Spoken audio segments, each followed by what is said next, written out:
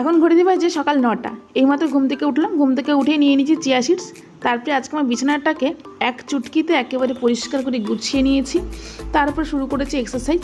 প্রায় 45 মিনিট মতন এক্সারসাইজ করে অনেকটা ক্যালোরি বার্ন করে এখন আমি খাবো ছোলার ছাতু।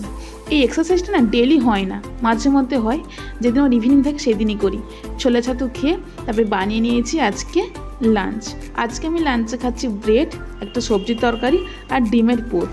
আজকে যে আমি সবজি তরকারিটা রান্না করেছি ওটা একেবারে তেল ছাড়া, খেতে একটু ভালো লাগছে না। যেহেতু করে ফেলেছি তার জন্য অনেক কষ্টে খাচ্ছি। খাওয়া দাওয়া শেষ করে ডিউটির জন্য রেডি হয়ে গেছি। চলুন ডিউটি থেকে ফিরে আপনাদের সঙ্গে কথা বলি। ডিউটি থেকে ফিরে ফ্রেশ হয়ে নিয়েছি আর রাতে আমি ডিনার করছি ভাত, আলু চচ্চড়ি আর দুপুরের সেম তরকারি। আর কি বলুন তো, আমি যতই ডায়েট করি না কেন, রাতে আমার ভাত না হলে না দিনটা মনে হয় আমি কিছু খাইনি।